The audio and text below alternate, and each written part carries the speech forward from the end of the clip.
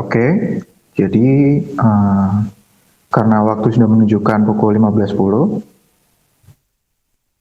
mungkin bisa kita mulai. Jadi pertama-tama saya ucapkan selamat datang untuk teman-teman di diskusi mingguan kami dari Lingkar Studi Filsafat Cogito. Dan pada sore hari ini kita akan membahas tentang menalar takdir dan kehendak bebas, mekanisme evolusi dan konsekuensinya yang akan dipantik oleh saudara Fahmi. Jadi jika kita menilik ke diskusi yang sebelumnya, itu juga sebenarnya membahas hal yang mungkin secara garis besar sama, tapi sudut pandangnya yang berbeda karena pembahasan sosial, yakni Darwinisme sosial, dan sekarang membahas tentang berbagai mekanisme serta mungkin nanti akan dijelaskan lebih lanjut tentang apakah kita ini benar-benar melakukan dan bertindak dengan bebas atau tidak. Jadi waktu dan tempat saya berikan pada Saudara Fahmi, silakan. Oke, terima kasih Mas Bagas. Sebelum mulai teman-teman, tentu yang di luar Kogito, di luar awak, diskusi ini diskusi bukan kelas ya. Jadi nanti kalian boleh tanya atau boleh sekaligus jawab, atau mungkin nanti aku yang tanya gitu. Oke, diskusi kali ini judulnya Menalar Takdir dan Kehendak Bebas, Mekanisme Evolusi dan Konsekuensinya. Sejarah bumi telah dimulai 4 miliar tahun lampau.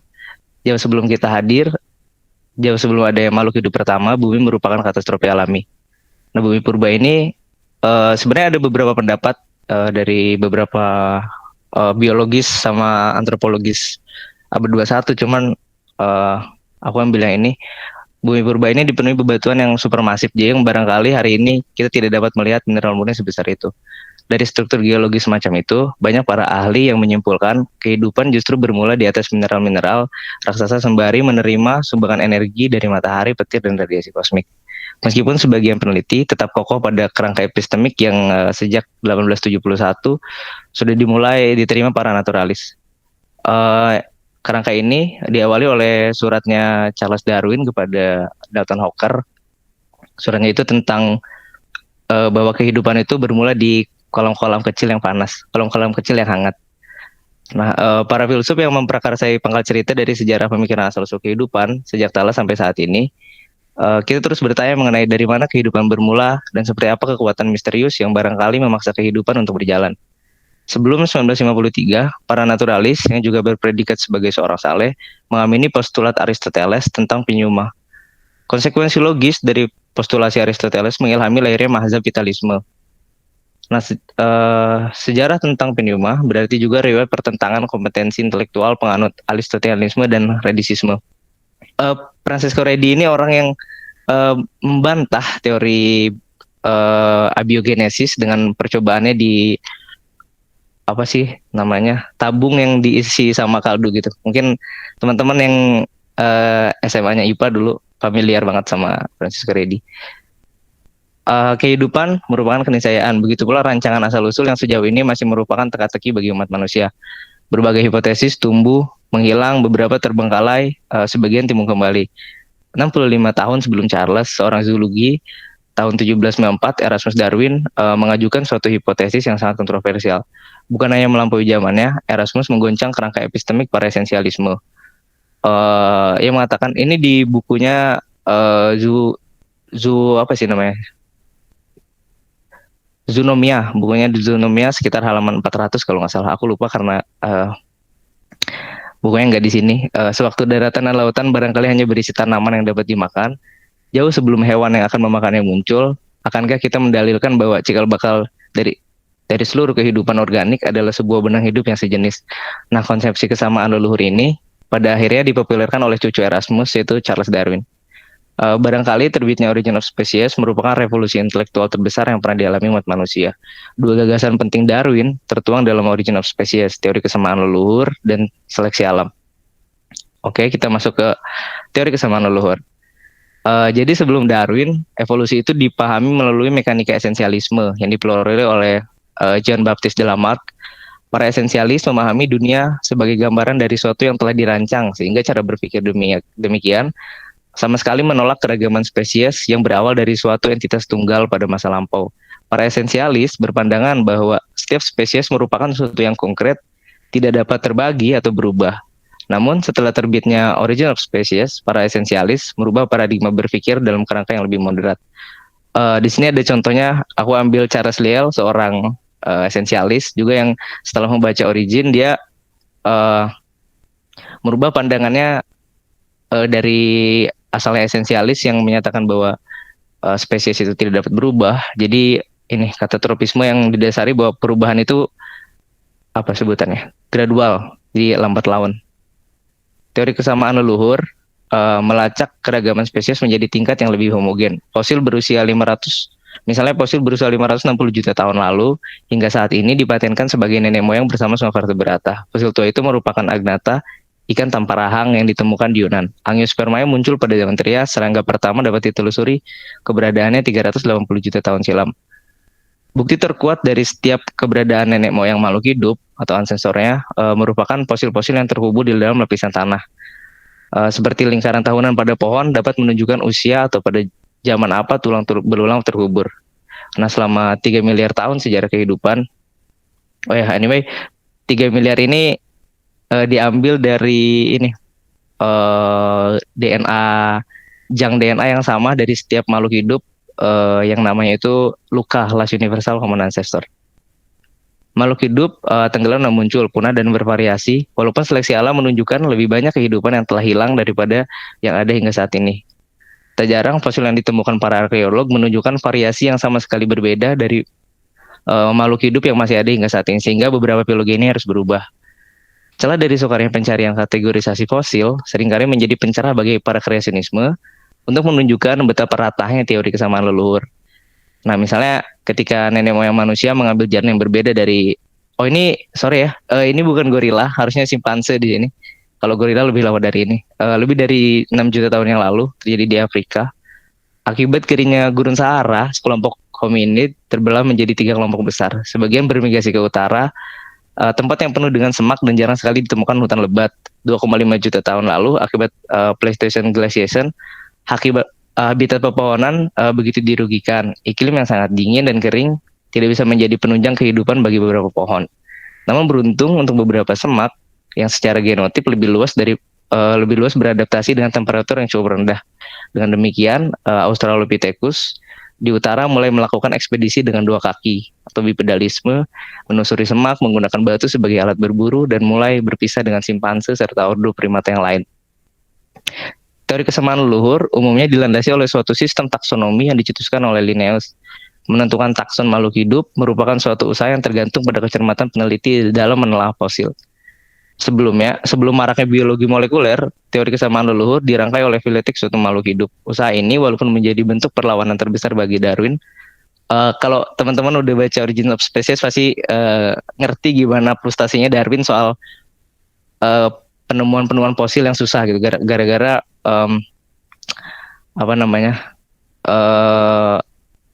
rentang geologis yang memang cukup lama. Jadi setelah ini nyatanya setelah dilanjutkan oleh peneliti setelahnya, ternyata usaha menemukan fosil ini cukup berhasil karena memang alat-alat baru sudah banyak. Nah, walaupun begitu, missing link di antara takson sering ditemukan akibat graduasi geologis dengan tempo yang lama atau fosil yang sudah hancur terurai renik. Teori kesamaan leluhur yang sebelumnya merupakan spekulasi Erasmus sejak 1859 mulai menjadi suatu fakta yang cukup mencengangkan bagi para esensialis dan kreasionis. Terlebih lagi ketika biologi molekuler pada 1940-an mengalami perkembangan pesat sehingga penelusuran usia nenek moyang makhluk hidup mulai ditentukan oleh jam radioaktif. Hingga saat ini penelitian tentang kesamaan leluhur sangat konsisten dengan apa yang menjadi hipotesis bagi Darwin. Para antropolog, geologis, hingga para peneliti biologi molekuler tidak berhenti dalam penemuan-penemuan mengagumkan tentang leluhur kita. Suatu renggang yang terlihat dalam sejarah kesamaan leluhur adalah cacat tersendiri bagi para evolusionis. Nah, ini yang tadi, ini adalah keterpisahan antara nenek moyang manusia dan kera sekitar 5 juta tahun yang lalu, dan Missing link itu garis putus-putus ini. Jadi ada beberapa sintesis dari beberapa tengkorak yang emang tidak menunjukkan keterhubungan satu sama lain. Selanjutnya seleksi alam. Pertanyaan tentang mengapa spesies yang hidup bisa sangat beraneka ragam pada mulanya hanya bisa dijawab oleh ketetapan kreasionisme.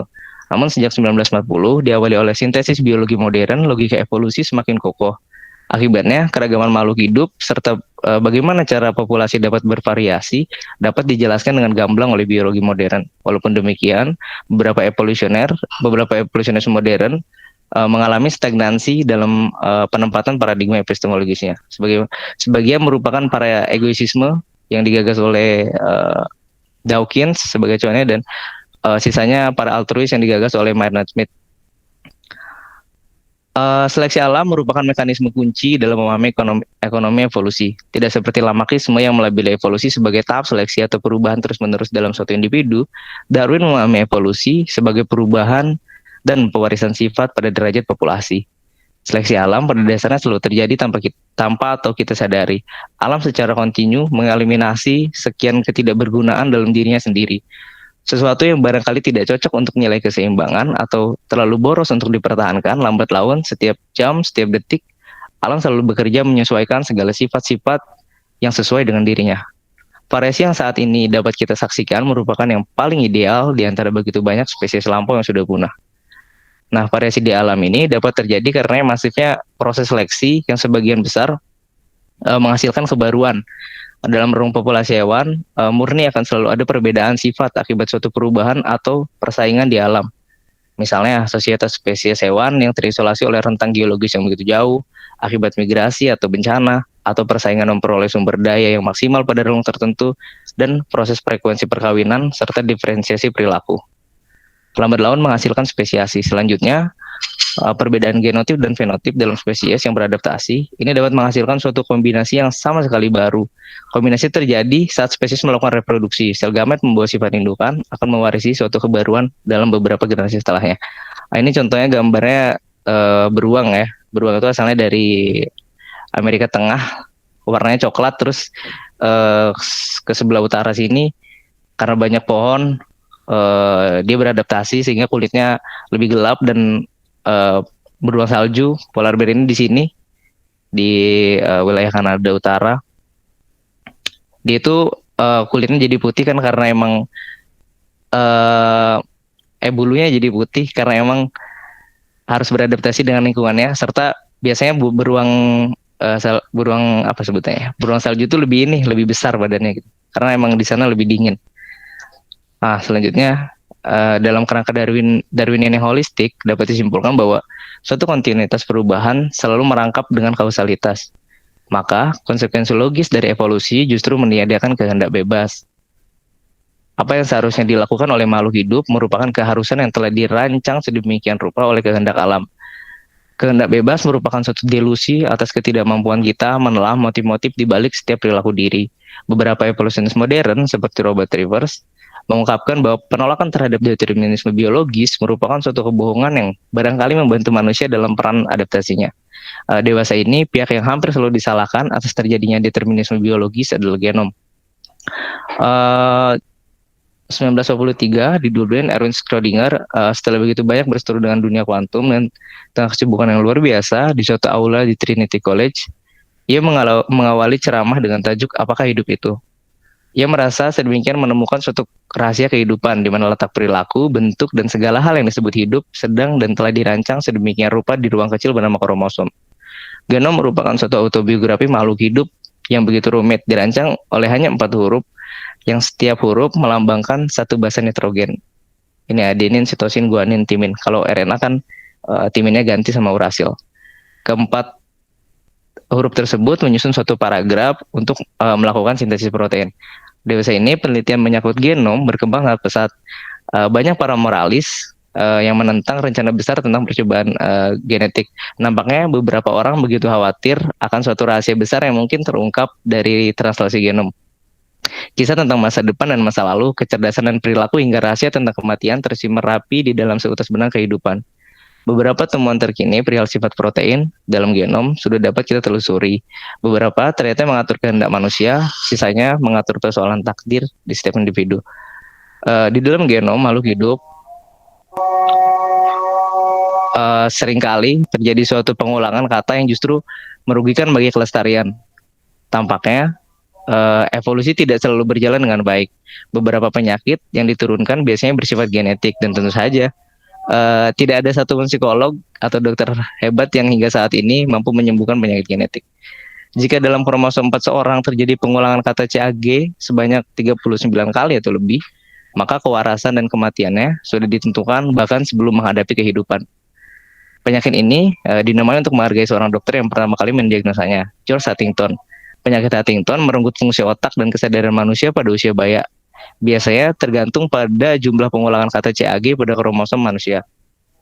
Nah, semakin banyak laju pengulangan, maka semakin cepat seorang menderita penyakit Huntington. Setelah fatwa tentang kematian dari kromosom 4, selanjutnya kisah kematian datang dari onkogen, suatu gen yang bersembunyi di ujung kromosom 17 yang jika mengalami aktivasi atau termutasi, maka akan menyebabkan pembelahan sel tidak terkendali. Penyakit ini nampaknya sangat familiar bagi semua orang, itu penyakit kanker. Namun beruntung bagi kita, karena pada kromosom 17 sudah tersedia genom yang bertugas untuk menekan pembelahan sel. Celakanya, tidak semua heritabilitas TP53 berlangsung normal. Pada beberapa orang, sangat disayangkan mereka terlahir membawa satu gen TP53 yang keliru, sehingga presentase penyakit kanker mencapai 95%. Nah, barangkali kedua penyakit bawaan tersebut kurang memadai untuk membuktikan seberapa jauh determinisme biologis berperan untuk menentukan usia makhluk hidup. Jika kita mencari yang lebih membumi, jawabannya ada pada gen ABO, suatu sistem homeostatis manusia. Proses evolusi seringkali mencita-citakan perangkat resistan untuk kelestarian setiap makhluk. Namun pada pola tertentu, ternyata sistem resistan hanya berlaku pada relung atau sosietas yang cocok. Katakanlah, golongan darah O sangat populer di Asia ini bukan merupakan suatu kebetulan yang begitu saja terjadi atau diciptakan, melainkan tipe O merupakan bentuk pertahanan diri dari malaria. Sayangnya, tipe O ini rentan terhadap esophageal cancer, kanker esofagus, teman-teman. Sehingga demi kelestarian, gen ABO memberikan satu stimulus agar orang-orang Asia tidak berlebihan dalam mengonsumsi alkohol. Jadi alkohol ini salah satu penyebab kanker esofagus. Setelah persoalan pelik berat takdir, sejarah genetika juga merembet persoalan kebebasan. Barangkali kita bisa dengan tegas mengatakan bahwa kehendak adalah kehendak. Apa-apa saja yang menjadi tindak perilaku manusia berpijak pada asas kedirian.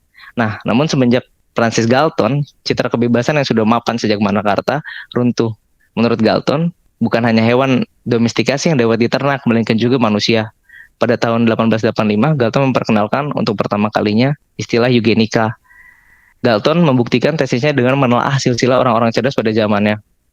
Anyway, Galton ini sepupunya Darwin dari nenek. Galton membuktikan tesisnya dengan menelaah silsilah orang cerdas pada zamannya. Seterusnya didapati bahwa kecerdasan dan kepribadian merupakan heritabilitas. Selanjutnya, lebih mencanggah daripada Galton, Robert Plomin melakukan uji coba pada beberapa anak cerdas dengan hasil tes IQ minimal 160. Nah, ketika sampelnya diambil, Plomin dapat bercerita banyak mengenai penemuannya tentang IGF-1. Gen ini mengatur pertumbuhan serta kecerdasan otak manusia. Lebih jauh dari itu, Diane Hammer menunjukkan bahwa kepribadian manusia merupakan kausalitas dari gen D4DR yang bertugas sebagai pembuat protein reseptor dopamin. Anak semakin kecil sensitivitas gen reseptor dopamin, maka semakin pemurung pengembangannya. Atau sebaliknya, kalau biasanya kita lihat orang yang ceria terus, biasanya reseptor dopaminnya besar. Nah, jika hampir segala hal dirancang oleh genom, maka bagaimana peran ilmu sosial yang sejauh ini malah melintang untuk mendeskripsikan suatu fenomena sosial? Atau lebih jauh dari itu, adakah sesungguhnya kehendak bebas? Atau setidaknya determinisme sosial yang barangkali untuk sebagian dari kita terlihat lebih manusiawi? Ernest Mayr dan Matt Ridley tentu menyikapi determinisme biologi sebagai upaya yang moderat dari norma reaksi. Determinisme genetik pada tahap perilaku tidak demikian kaku. Setiap genom menunjukkan keluasan norma reaksi, dan norma reaksi dapat diciptakan oleh kebiasaan interaksi sosial. Maka determinisme genetik dan sosial merupakan proses panjang dari evolusi yang bersifat simbiosis spiral, saling mempengaruhi demi kepentingan mesin survival. Timbal balik antara ekspresi gen dan tindakan sosial seringkali dalam jangka pendek perilaku manusia tidak dapat diprediksi. Namun tidak dapat diprediksi bukan berarti tidak dapat ditentukan. Barangkali kebebasan terletak di antara keduanya. Nah, sampai saat ini tidak ada bukti yang kuat yang membeberkan suatu kebenaran di antara dikotomi tersebut. Para ilmuwan hingga saat ini masih meraba-raba dalam penerjemahan autobiografi kehidupan. Namun mungkin kita hanya satu-satunya spesies yang memiliki cukup kemampuan untuk menjadi juru bicara kehidupan. Sekian, terima kasih, dan ini kepustakaannya. Oke, jadi setelah disampaikan beberapa hal dari paper Mas Fahmi, maka kini dibuka pertanyaan. Jadi silakan bagi teman-teman yang ingin bertanya atau mungkin ingin menanggapi atau mungkin ada hal yang janggal atau ingin disampaikan, silakan untuk langsung open mic atau lewat chat jika ada masalah koneksi atau mungkin tidak ingin berbicara atau open mic. Begitu, silakan.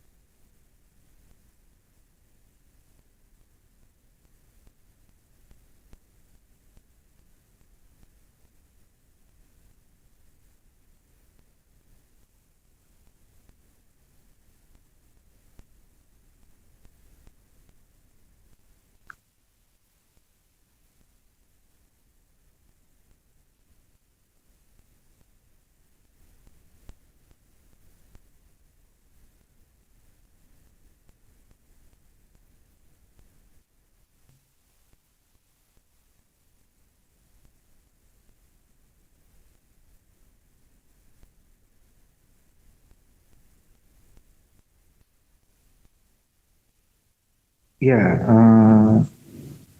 jadi semisal belum ada yang bertanya, mungkin saya bisa menyampaikan satu pertanyaan. Halo Mas Fahmi. Silakan Mas Bagas. Oke. Masih oke. Jadi mungkin ini sebenarnya berdasarkan keresahan aja. Mungkin ada teman-teman di sini yang pernah baca. Jadi ini adalah salah satu buku yang mungkin agak kontroversial ya. Jadi saya nggak tahu ini siapa yang gabungin, saya lupa. Kayak saya nggak ingat. Jadi ada buku judulnya The Four Horsemen. Nah, ya. Itu ada terjemahannya juga di bahasa Indonesia. Jadi itu hanya mungkin gabungan antara tulisannya Hitchens, Dawkins, Samari sama Dennett, siapa namanya, Daniel Dennett. Nah, yang jadi keresahan saya karena saya ada baca beberapa tulisan keempatnya, jadi saya bingung gitu loh. Kenapa mereka berempat itu dijadikan satu dalam satu buku, padahal mereka itu punya basis, terutama di ini ya, yang kita bahas sekarang tentang takdir dan kehendak bebas ini. Mereka memiliki pemikiran yang berbeda gitu. Saya ambil dua saja dari si Samhari sama Daniel Dennett. Si Hari sendiri itu dia dia menuliskan bahwa dia tuh nggak suka dengan orang kompatibilis gitu, atau orang yang kompatibilis itu dia percaya kehendak bebas tapi juga dia percaya determinisme gitu. Sedangkan Daniel Dennett sendiri, setahu saya dan sepembacaan saya, karena dia ilmuwan yang basisnya juga filsafat akal budi, itu dia menceritakan bahwa manusia itu memiliki semacam kehendak bebas gitu, yang murni, bukan dia justru kebalik ya, justru dia si kompatibilis itu sendiri gitu. Dan kalau dirunut ternyata memang dia berbicara tentang kompatibilisme itu walaupun tidak secara langsung gitu. itu kan berarti ada perbedaan dan ada pertentangan yang sangat, menurut saya sangat eh, berlawanan lah antara si Samaris yang nggak suka kompatibilis dan si Daniel Dennett yang dia tuh kompatibilis gitu. Nah, masalahnya mungkin saya masih belum menerima ya, atau masih belum masuk dari apa yang tadi disampaikan Mas Mami. Kira-kira lebih condong kemana gitu biologi sebenarnya? Karena saya lihat eh, reputasi Daniel Dennett itu lebih besar ya di biologi yang filsafat akal budi segala macam itu dibanding sama Haris. Tapi kenapa sama Haris justru dia membenci kompatibilisme gitu? Apakah biologi itu belum mempunyai orientasi yang sama ketika kita berbicara hal seperti itu, berbicara takdir segala macam, atau justru sama Haris sendiri yang dia melenceng dari jalan biologi gitu? Jadi kira-kira seperti itu pertanyaan saya. Oke Mas Bagas, kalau kalau aku ya udah baca beberapa buku Sam Harris misalkan, kayak dia tuh lebih ke ini gak sih, arahnya itu bukan ke biologi tapi lebih ke filsuf gitu loh. Kalau Sam Harris pendekatannya itu, nah kalau Dennett kan biasanya dia pernah pakai uh, penyesuaian mekanika kuantum juga buat apa namanya melegitimasi uh, suatu sesuatu yang ada di tengah antara kebebasan dan determinisme gitu. Jadi uh, menurut para kompatibilis kan biasanya mereka tuh skeptis sama dua-duanya. Kalau apa namanya kompatibilis itu nggak suka sama kebebasan tapi juga nggak suka sama apa namanya determinis. Jadi uh, mungkin sejauh pembacaan aku, kalau teman-teman mungkin uh, ada yang concern di bidang itu, aku lebih setuju sama pendapatnya Matt Ridley bahwa kebebasan itu ada dan determinisme juga ada, uh, tapi keduanya itu saling berkesinambungan gitu loh. Jadi sama kayak di paper tadi kan bilang kalau apa tuh namanya, kalau perilaku kita itu kalau dalam jangka pendek kan nggak bisa di ini, nggak bisa diprediksi gitu. Kalau kita misalnya sekarang aku haus nih, kan itu sebetulnya bukan dorongan dari kehendak kita gitu, tapi dorongan dari apa namanya mekanisme biologis dalam tubuh yang menyatakan bahwa uh, bodinya itu kekurangan air. Nah, apa tuh? Jadi kehendak uh, determinisme itu membelakangi beyond kehendak gitu. Jadi determinisme dulu, baru kita dapat berkehendak. Mungkin nyambung sama ini ya, Mas Bagas. Mas Bagas lebih tahu etika deontologisnya kan gitu. Jadi kita punya kewajiban gitu atas tindakan-tindakan kita, tapi di balik tindakan kita itu ternyata punya determinisme biologis tersendiri. Kita yang memutuskan setelah kita haus, kita bisa memutuskan apakah kita mau minum sekarang atau minum nanti atau bahkan kita nggak minum selama-lamanya gitu. Kita kan yang memutuskan, tapi keinginannya itu muncul bukan tiba-tiba kita memutuskan saya haus gitu, tapi itu datang dari respon di tubuh yang menyatakan bahwa tubuh kita kekurangan apa namanya kekurangan cairan gitu. Nah jadi kebebasan itu ada di tengah-tengahnya gitu. Jadi setelah determinisme kita bisa bertanggung jawab atas pilihan-pilihan kita. Nah itu tadi yang namanya norma reaksi itu loh. Jadi norma reaksi itu memberikan perintah kepada fenotip untuk memberikan keluasan apa yang namanya preferensi sebanyak mungkin. Jadi kalau kata Ernest Mayr itu biasanya populasi yang selamat dari mekanisme alam justru populasi yang memiliki keluasan terbanyak. Jadi kan kita misalkan kalau singa kan kalau misalkan dia haus, ya dia tujuannya minum. Kalau kita kan kalau kita haus, kita bisa berpikir filosofis juga. Kenapa kita haus kayak gitu? Atau misalkan kenapa kita harus minum? Bisa nggak sih kita nggak minum kayak gitu?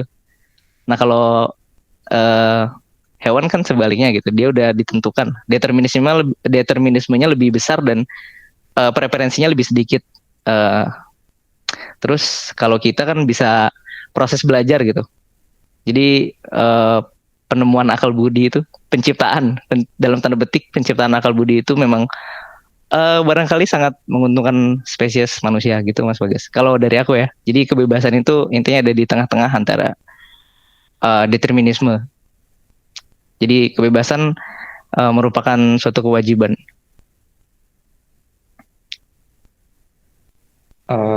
Oke, aku bisa menarik bahwa memang mungkin ya, Dennett itu lebih biologis ya, karena dia ilmuwan biologi. Tapi dia juga berbicara tentang filosofis itu. Sedangkan Sam Harris dia justru condongnya ke filsafat.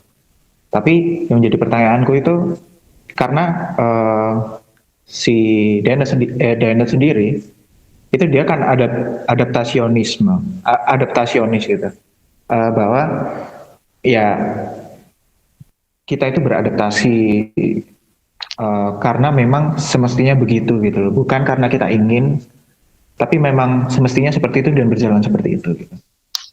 Lalu pertanyaannya, saya masih belum menerima kompatibilisme gitu karena saya rasa kalau memang diawali oleh determinis ya kita nggak bisa berbicara bahwa itu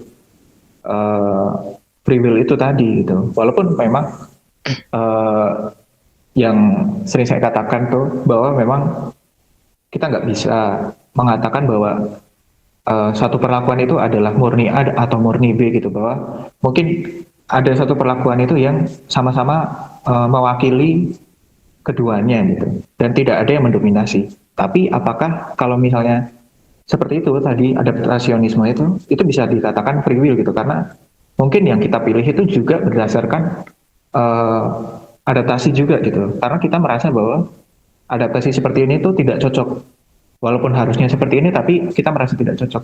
Jadi apakah perasaan itu benar-benar dihasilkan dari kita atau bukan gitu, karena mungkin bisa jadi perasaan itu juga tadinya ditimbulkan oleh pengalaman yang sebelumnya sudah ada gitu, sama seperti mungkin kalau kompatibilis itu dia sering mencontohkannya pada ini ya, pintu yang tertutup gitu. Kita nggak tahu apakah di pintu yang tertutup itu ada sesuatu atau tidak gitu. Dan ketika kita buka, ternyata ada. Dan kalau misalnya misalnya tidak ada ya, ya terserah gitu. Atau mungkin teman-teman tahunya ini tentang kucing Schrödinger segala macam. Itu hal-hal seperti itu kira-kira tuh apakah itu bisa dikatakan kebebasan juga, atau justru kebebasan itu hanya anakan dalam tanda kutip dari determinisme itu, dan kebebasan itu semata-mata juga pengendalian. Apakah seperti itu? Oke. Kayak kalau dari yang kayak gini tuh tergantung Mas Bagas tanya sama siapa gitu. Soalnya sejauh pembacaanku sampai saat ini memang belum jelas pembagian antara apa namanya determinisme biologis dan mungkin apa sebutannya determinisme lingkungan atau determinisme sosial. Yang kayak gitu kan sampai saat ini belum jelas gitu. Apa siapa yang paling benar di antara kedua itu, dan siapa yang kalaupun ada salah satu yang mendominasi, siapa yang paling mempengaruhi itu kan sampai saat ini masih belum kita ketahui, karena memang sejauh ini pembacaan genetik itu masih mungkin dalam taraf yang cukup kecil, karena memang kita cuma bisa membaca protein-protein gitu loh. Jadi kita belum para peneliti maksudnya belum bisa mensintesiskan bahasa gen ke dalam bahasa sehari-hari. Kalau kalau kita bisa misalkan membahasakan gen gitu, kayak misalkan biner gitu kan, biner udah bisa dibahasakan. Nah kalau misalkan gen udah bisa dibahasakan, mungkin pertanyaannya Mas Bagas tadi seharusnya bisa terjawab. Tapi kalau untuk sekarang kayaknya kalau aku sendiri kayak lebih suka jadi kompatibilis, soalnya ya itu, jadi manusia itu punya preferensi yang banyak gitu buat memilih dari determinisme yang udah ditentukan sebelumnya. Tapi kan apa namanya, manusia itu bisa menentukan determinisme, bisa melakukan kebebasan terhadap determinisme itu di surface-nya aja gitu. Kita kan nggak bisa mengendalikan misalkan eh, berapa berapa asam glutamat yang mau diterima otak hari ini gitu kan. Kita nggak bisa menentukan itu loh. Jadi itu otomatis dilakukan oleh kebutuhan biologis diri kita sendiri. Nah kalau tapi kalau implikasi dari itu mungkin karena asam glutamat masuk ke hipokampus, kita punya ingatan. Nah, implikasi dari ingatan itu, kita bisa mengingat sesuatu. Misalkan kita memilih untuk mengingat atau kita memilih untuk tidak mengingat hal itu, kayak gitu. Jadi sampai saat ini aku masih setuju dengan kompatibilisme, soalnya belum ada penelitian yang cukup kuat buat menerangkan siapa yang lebih benar di antara keduanya. Apakah aku dikutuk untuk bebas dan oleh sebab itu kebebasanku tidak terbatas, atau emang sebetulnya kita memang seperti yang Dawkin katakan, kita itu cuma seperangkat mesin kelestarian dari gen kita gitu. Jadi mungkin sebenarnya hidup kita itu kan, kita itu cuma seperangkat mesin kelestarian dari gen kita gitu. Jadi mungkin sebenarnya hidup kita itu sudah digerakkan oleh sesuatu yang sangat kita tidak sadari. Jadi sampai saat ini aku masih menjadi seorang kontembilis. Terima kasih, Bagas. Ada lagi nggak? Silakan. Oke, terima kasih jawabannya. Jadi mungkin saya lempar lagi ke teman-teman kalau misalnya ada pertanyaan, jadi silakan aja langsung open mic. Aku mau ngasih pandangan dong terkait yang determinisme versus kontabilisme. Silakan Mas Dimas. Nah, ketika dengar soal perdebatan free will ya, itu aku jadi ingat dulu. Sebenarnya kan Cogito udah pernah ngadain diskusi ini dan memang cukup kompleks ya. Tapi kalau aku mencoba untuk menalar ya, mungkin ini ada kaitannya dengan pendekatan reduksionisme dalam sains ya. Tapi aku nggak ngerti apakah akhirnya ada pendekatan lain dalam sains yang itu bisa menghasilkan pandangan yang deterministik juga. Kalau misalkan kita lihat pendekatan reduksionistik itu kan misalkan dalam hierarki ilmu hierarki disiplinnya Ernest Nagel misalkan. Intinya kan di situ dijelaskan bahwa sebenarnya disiplin-disiplin ilmu itu gak independen satu sama lain, melainkan sebenarnya ada dalam suatu struktur hierarki ilmu yang terletak di atas itu sebenarnya bisa direduksi penjelasannya dengan pendekatan yang lebih fundamental dari sains yang atau disiplin yang itu terletak di bawahnya gitu. Jadi seingatku itu paling atas itu ada social science, habis itu di bawahnya itu ada psikologi, bawahnya lagi itu biologi, bawahnya bawahnya kimia, bawahnya lagi fisika, terus paling fundamental itu matematika. Atau kalau misalkan di luar struktur itu, kalau misalkan kita mau coba lebih lebih jauh lagi itu sebenarnya logika gitu. Yang mungkin kalau kita masuk ke dunia komputasi itu kan 0101. Poinnya kan di situ. Sehingga maksudnya adalah kalau kita lihat dalam kerangka biologi, kan sebenarnya apa yang terjadi dalam domain biologi itu hanya reaksi-reaksi kimia sebenarnya. Reaksi-reaksi kimia yang sebenarnya kalau misalnya kita coba tarik lebih jauh, reaksi-reaksi kimia itu juga digerakkan oleh hukum-hukum fisika gitu, hukum gerak, hukum materi dan sebagainya, termodinamika dan seterusnya. Nah, fisika itu lagi juga sebenarnya dia merupakan komputasi matematika gitu, dan matematika secara lebih fundamental juga logika gitu. Sehingga maksudnya adalah kalau misalnya kita coba melihat dalam kerangka deterministik, maka sebenarnya dunia ini ya hanya merupakan kompleksitas komputasi angka operasi logika 0101 itu yang sebenarnya jumlahnya itu sangat-sangat kompleks dan bahkan di luar scientific inquiry kayak gitu. Nah, sehingga akhirnya mungkin kalau misalnya kita coba melihat dalam kerangka deterministik, apakah sebenarnya free will itu hanyalah suatu ilusi yang itu berusaha untuk diinventasi oleh orang-orang yang itu sebenarnya tidak mampu untuk mengkomputasikan proses logis dalam realitas sehari-hari seperti itu.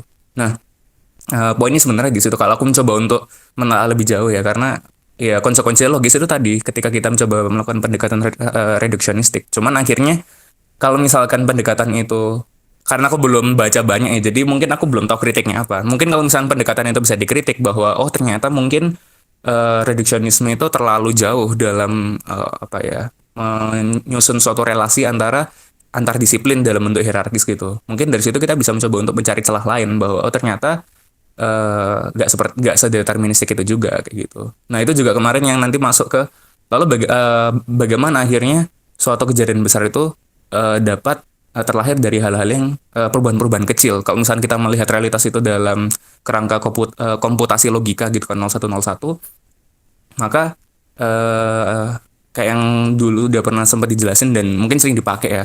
Kita bisa pakai suatu kerangka yang dalam dunia komputer itu disebut chaos theory itu kan, atau matematika ya. Jadi ada satu set yang itu benar-benar random, seakan-akan nggak bisa kebaca, tapi satu set itu ternyata membentuk suatu keseluruhan, suatu bagian dari set itu secara behavior dia random gitu. Tapi ternyata kerandoman dari bagian-bagian set itu membentuk satu set yang itu utuh kayak gitu. Dan ketika satu bagian dari set itu dirubah sedikit, itu benar-benar menghasilkan hasil yang sangat-sangat berbeda secara keseluruhan set itu. Nah, maksudnya kalau misalkan itu kita lihat dalam kerangka realitas sehari-hari, mungkin seperti itu. Karena mungkin keberatan dari orang-orang yang itu anti deterministik itu adalah apa ya, rantai determinisme itu tidak selinier itu gitu.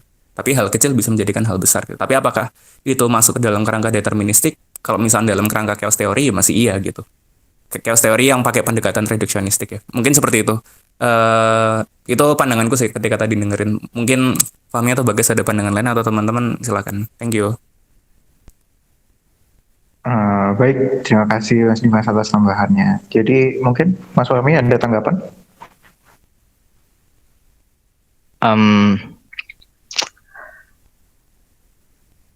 Iya, sejauh ini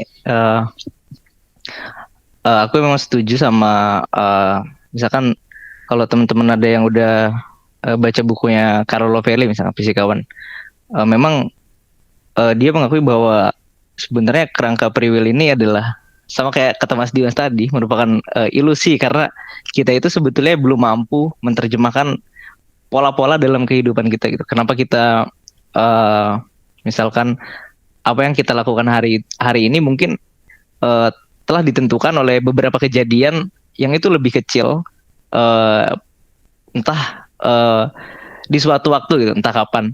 Nah jadi tapi kan walaupun demikian kita punya kembali lagi yang tadi kita punya preferensi yang begitu banyak. Kita bisa memilih dari serangkaian kausalitas itu kita bisa memilih sesuatu apa yang menjadi tanggung jawab kita untuk dilakukan.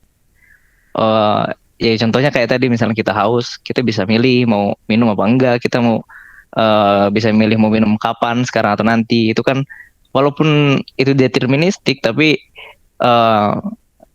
beruntung manusia itu punya preferensi yang banyak sehingga kita bisa milih sesuka hati kita.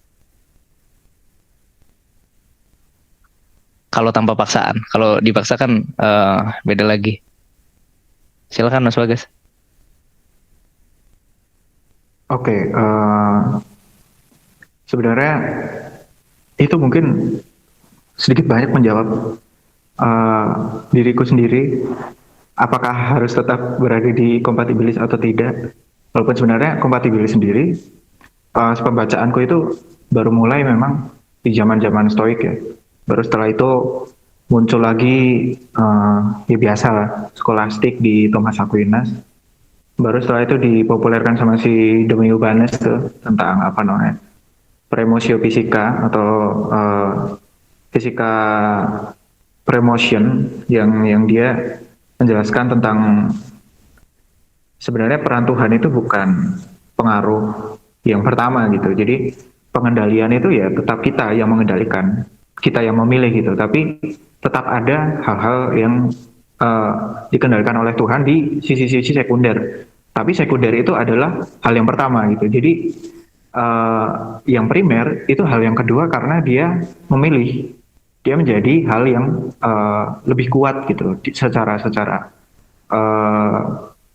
keputusan akhirnya kita yang memilih, tapi apa yang kita pilih itu sebenarnya ya demikian adanya gitu. Tapi bedanya mungkin kalau di biologi ya dia lebih pada mungkin data-data dari gen apa segala macam, bukan secara metafisis gitu di hal-hal yang temporal begitu kira-kira. Oke, jadi ada teman-teman lain yang mau menanggapi atau bertanya? Silahkan.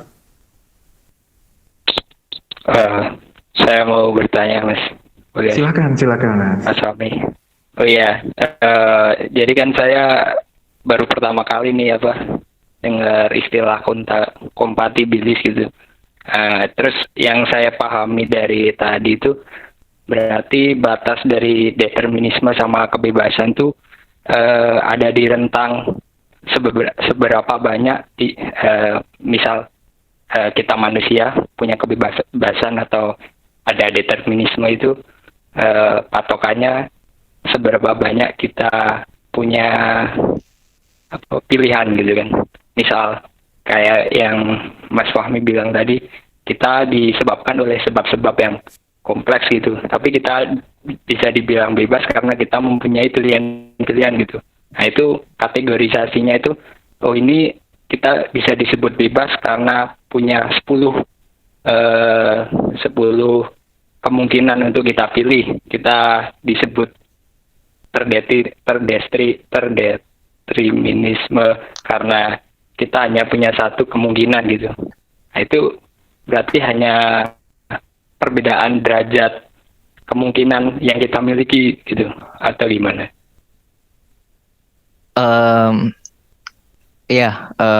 Terima kasih Mas Arizal. Sebetulnya memang preferensi itu kalau misalkan Sartre kan di Being on Nothingness, dia bilang tidak ada yang dapat merenggut kebebasanku kecuali kebebasan itu sendiri. Mungkin term dari aku, ini interpretasi dari aku aja ya. Mungkin yang lain yang pembacanya di filsafat eksistensialis mungkin lebih mengerti. Mungkin di situ, jadi kebebasan itu yang membatasi ya kebebasan itu sendiri gitu. Jadi preferensi kita terhadap, misalkan kita kan nggak bisa milih nih hari ini, misalkan aku haus terus tiba-tiba aku pengen berubah jadi burung gitu kan, itu kita nggak punya kemampuan untuk sampai merubah bentuk fisik kita gitu. Jadi kan kebebasan itu terbatas pada hal-hal yang memang dapat kita lakukan dan hal-hal yang mungkin dapat kita pilih. Itu Mas Arizal. Terima kasih. Berarti kalau kalau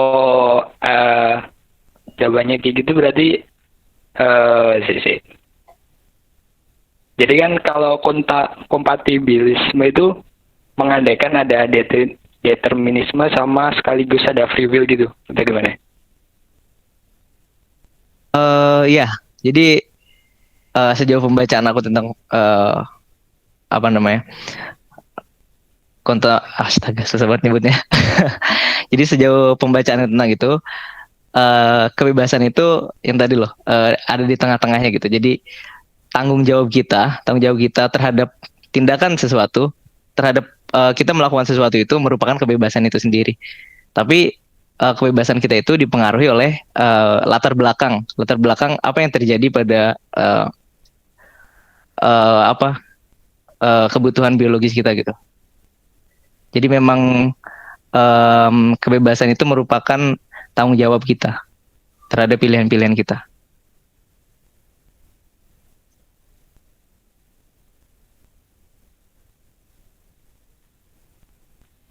Berarti kalau ini dibilang hanya persoalan istilah aja gitu, maksudnya kalau aku mikirnya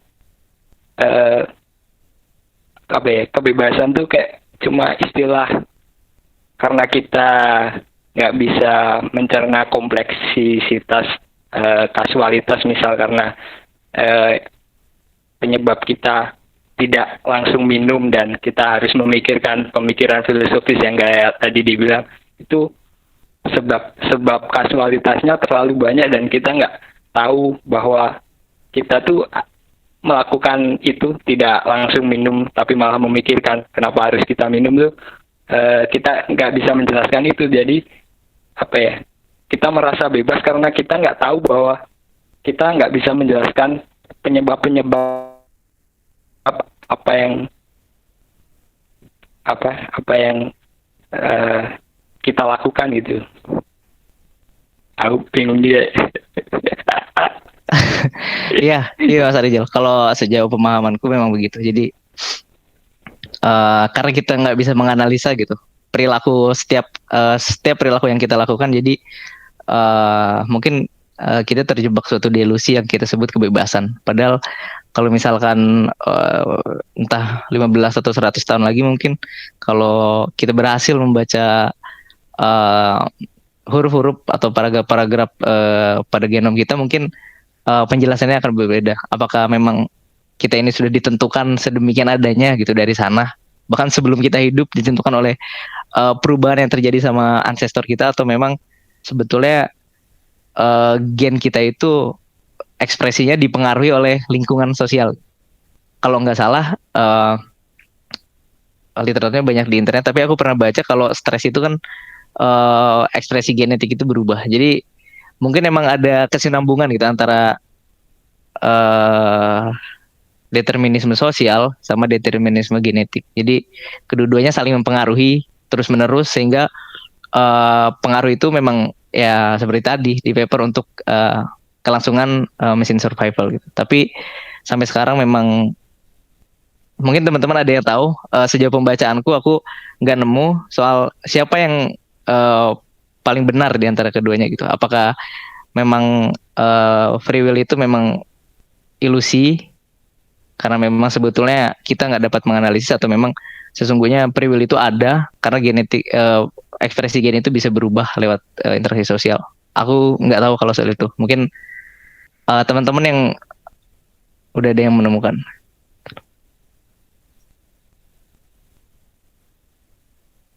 Oke, mungkin ini pertanyaan dari Mas Dimas di chat, bisa ditanggapi Mas Fahmi. Oke, bentar, baca dulu.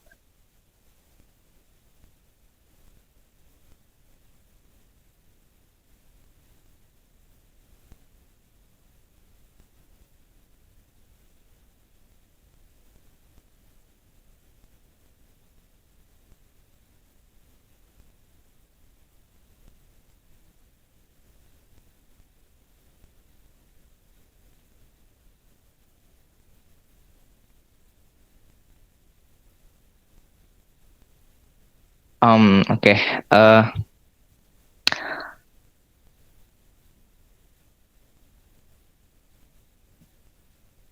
Pilihan ini muncul dari, tapi ini bukan apa namanya? Kalau nggak salah ya, sampai sekarang itu bukan fakta sains gitu, bukan putusan fakta. Jadi pilihan ini muncul dari itu loh, norma reaksi. Jadi kan kita punya 23 kromosom. Sebelumnya 24. Anyway, yang nemuin yang pertama kali memberitahu bahwa kromosom itu ada 23 itu, kalau nggak salah ilmuwan siapa yang namanya, dari Indonesia pokoknya. Itu yang pertama kali. Terus pilihan itu muncul dari norma reaksi tadi. Jadi setiap ekspresi di dalam gen itu memang disetel supaya kita itu punya banyak preferensi untuk memilih. Nah itu kalau kita baca bukunya Richard Leakey, itu kan ada tuh apa namanya, sejarah akal budi. Jadi apa yang terjadi pada revolusi kognitif, karena memang kita itu terpaksa gitu loh. Kita itu terpaksa memiliki otak yang lebih cerdas. Iya, makasih Mas Bagas, namanya Join Cio. Oke, balik lagi karena memang kita itu kan kerangka otak manusia itu memang paling kompleks di antara apa namanya, hewan-hewan yang lain gitu. Itu bukan karena emang kebetulan kayak gitu, tapi kan waktu keterpisahan kita dari ordo-ordo primata yang lain, kita itu hidup di semak-semak dan kita nggak punya kekuatan sebesar ancestornya cheetah, mungkin ancestornya singa dan lain-lain. Kita cuma punya tangan yang memang cuma bisa dipakai megang batu, dan kaki yang kita bisa gunakan cuma dua. Jadi kalau dikejar pun kita nggak mungkin selamat gitu. Jadi satu-satunya cara supaya kita selamat dari kematian itu dengan cara mengembangkan otak kita. Jadi proses evolusi itu telah memilih manusia untuk mengembangkan otaknya, karena memang kita tidak punya fisiologi kita tidak sehebat sekuat atau sehebat hewan-hewan lain.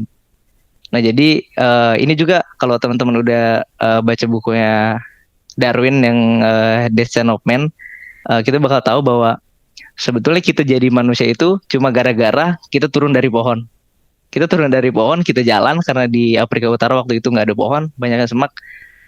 Kita jalan dan fungsi otak itu munculnya dari sana. Jadi kita harus mengembangkan taktik untuk menyelamatkan diri kita. Nah, dari kebiasaan kita melakukan pengembangan terhadap taktik ini, otak manusia itu memiliki keluasan yang banyak gitu. Jadi kita bisa memilih alternatif lain kalau misalkan hal ini tidak tidak diekspektasikan gagal. Misalkan kita berkelompok memburu cita, misalkan satu di kanan satu di kiri, ternyata citanya ada 10. Nah, kan kita bisa nyari preferensi lain gitu, atau kita mungkin bisa manggil orang-orang pemburu peramu itu, kelompok-kelompok yang lain datang, atau misalnya kita bisa aja lari gitu kan. Jadi pilihan itu muncul dari sejarah akal budi kita yang emang udah terbiasa untuk melakukan taktik dalam pemburuan. Jadi pilihan-pilihan itu justru hadir karena memang kita sebetulnya adalah salah satu hewan yang paling lemah yang ada gitu, dari semenjak keterpisahan kita dengan simpanse. Itu Mas Dimas pemahamanku.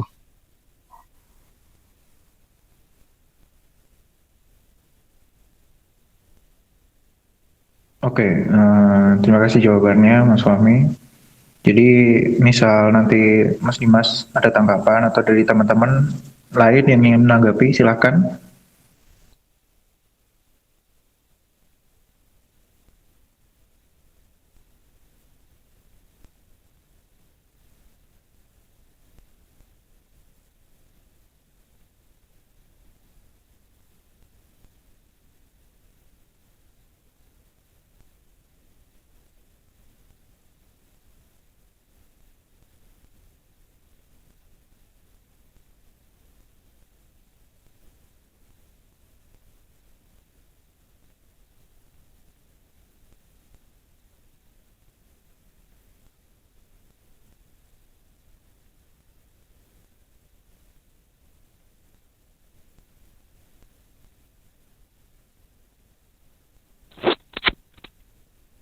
Mumpung hening nanya lagi yang tadi, berarti aku kepikiran berarti Silakan.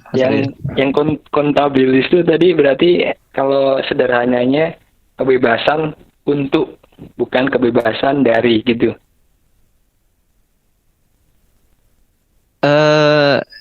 Ya, kebebasan untuk, bukan mungkin itu masalah term aja ya, tapi kalau menurutku memang kayaknya kebebasan untuk gitu deh. Jadi kebebasan untuk kita memiliki keluasan untuk memilih preferensi. Oke. Terima kasih. Sama-sama.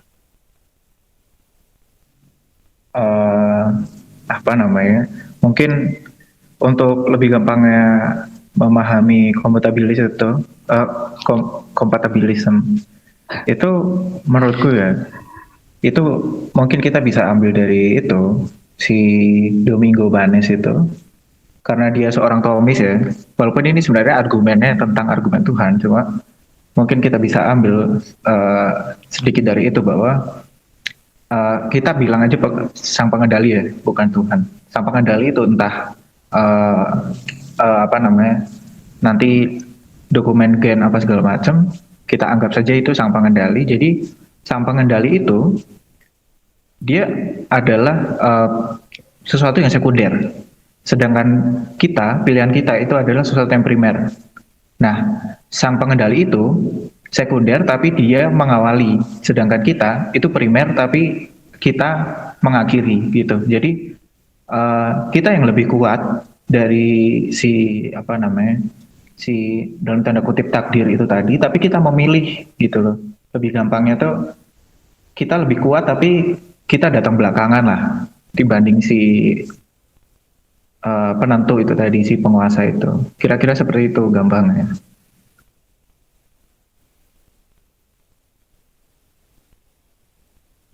Anjir, lebih mengawal Mas Bagas.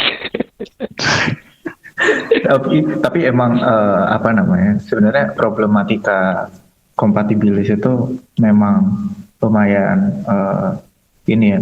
Kompleks. Bahkan Schopenhauer juga dia ngomongin tentang itu sampai yaitu yang tadi saya analogikan tentang bahwa di dalam pintu itu bisa jadi ada sesuatu atau ada orang itu banyak sekali, dan bahkan sampai naturalis yang kita omongkan pada hari ini itu juga dia membahas tentang seperti itu. Ada juga non naturalis, terus dia religius naturalis. Itu tergantung nanti orang-orangnya, tapi secara garis besar mungkin apa ya, aku bisa ambil kesimpulan dari tapi ini susah sih, cuma janganlah mending yang seperti itu tadi, atau mungkin seperti jam itu. Kalau di filsafat di zaman-zaman abad pertengahan itu tentang jam.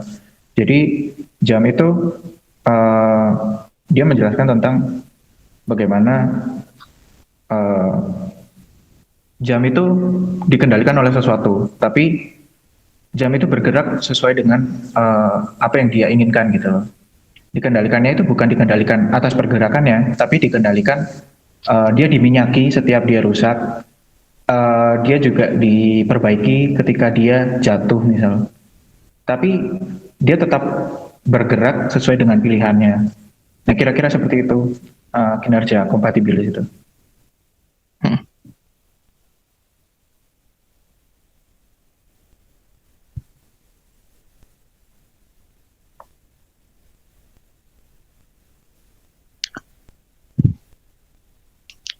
Silakan kalau ada teman-teman yang mau ini atau ada yang mau menambahkan. Mungkin Mas Fahmi mau menambahkan. Gue soal kompatibilis udah cukup ya, karena emang ruwet banget kalau diterusin, karena kalau persoalan free will ini kan entahlah, pokoknya sampai sekarang memang masih jadi perdebatan. Mungkin ada teman-teman yang mau menanggapi soal ini, segregasi antara altruisme dan egoisisme. Apakah kita itu betul-betul makhluk yang egois gitu, ataukah memang sebetulnya kita hidup itu untuk kepentingan orang-orang banyak gitu. Kalau aku mau tanya sama Mas Bagas nih, Mas Bagas kira-kira posisinya ada di mana soal itu? Sebenarnya ini ya, Mas Fahmi itu pura-pura sebenarnya. Kita sebenarnya udah bahas ini sebelumnya, cuma ya di pura-pura aja, pura-pura nggak tahu kalau saya udah ngomong gitu. Sebenarnya mungkin aku bisa ambil apa ya, beberapa penjelasan dari, aku lupa siapa ya. Padahal semalam udah diomongin gitu. Jadi intinya dia menjelaskan kalau memang ya dalam biologi sendiri itu tidak ada dominasi gitu. Dan kenyataannya altruisme dan egoisme itu bisa berjalan beriringan dan bisa terjadi di saat yang sama gitu. Jadi ketika kita memberi, itu juga bisa kita sekaligus egois gitu. Egoisnya apa? Karena misalnya kita memberi karena kita senang melihat orang senang. Itu juga bentuk egoisme. Tapi ketika kita melakukan sesuatu hal karena menyiksa dalam artian perasaan, itu adalah tindakan yang bodoh gitu. Jadi pilihan itu adalah pilihan bodoh. Tapi ketika kita misalnya ada masokis segala macam, itu juga melakukan sesuatu dengan perasaan yang bahagia gitu, itu juga bentuk egoisme meskipun dia menyiksa diri. Jadi ini sebenarnya tergantung perspektif. Kita nggak bisa memetakan ini harus ke sini murni, ini harus murni ke sini, itu nggak bisa.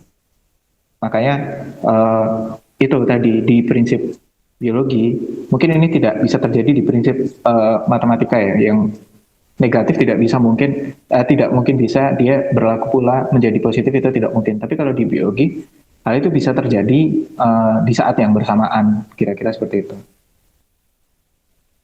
Mantap. Bagus. Tapi misal ada teman-teman yang ini kira-kira altruis misal, atau dia stoik misal, silakan. Biasanya Anak-anak stres tuh pasrah banget. Em, Ya silakan teman-teman kalau dia mau menambahkan atau bertanya.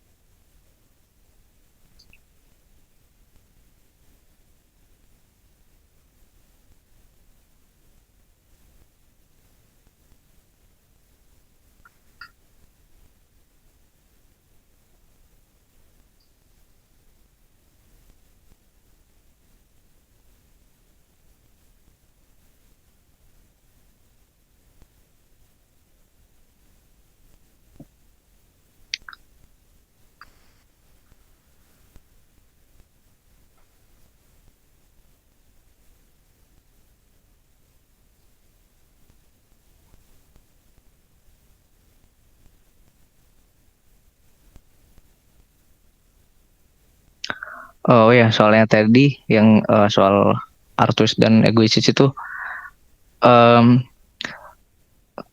kalau di beberapa evolusi modern biasanya itu dilihatnya dari kerangka ini, Mas Bagus, dari kerangka alamnya gitu. Jadi kalau kita melihat eh, segregasi pengertian yang tadi, kalau dilihat dari alam itu memang sebetulnya nggak ada. Jadi eh itu cuma mekanisme aja gitu. Kalau direduksi lagi jadi perspektif alam, egoistis dan altruis itu sebetulnya nggak ada. Jadi ya cuma eh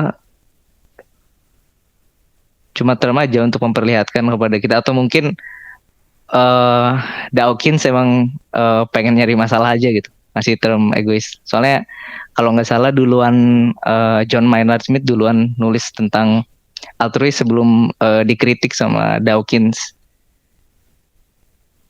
Jadi sebetulnya sejauh pemahamanku kalau apa namanya itu eh alam ya bergerak semestinya gitu loh. Jadi ya begitu. Silakan sebagai tadi open mic. Ya, sebenarnya itu ini ya, yang mention tentang Dawkins itu tadi.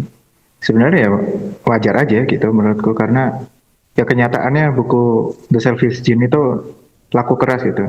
Iya. Jadi itu ya tergantung ini aja, tergantung penulis itu apakah dia mau menulis sesuai dengan konsumsi orang-orang awam seperti Dawkins, atau bahkan lebih kasar lagi Yuval yang menulisnya lebih untuk awam lagi, atau mungkin ya dia menulis untuk yaitu supaya kaya, itulah kira-kira. Menarik supaya kaya.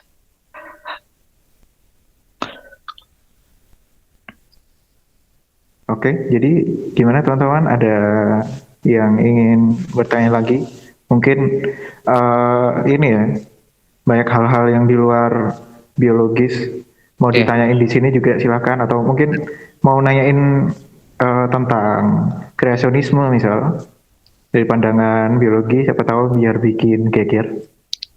Biasanya kalau diskusi soal evolusi itu eh ini laku Haruniah ya. Iya, itu laku, cuma mungkin dia udah nggak bisa nulis lagi sekarang karena di penjara. 1000 tahun. Yoi. Silakan teman-teman kalau ada yang mau ngasih pandangannya soal evolusionisme yang memang sampai sekarang belum lengkap. Mekanismenya kayak gimana sampai sekarang belum lengkap. Atau mungkin biasanya banyak orang yang nentang gitu proses evolusi itu. Atau memang sebetulnya kita memang udah punya ancestor manusia yang diciptakan.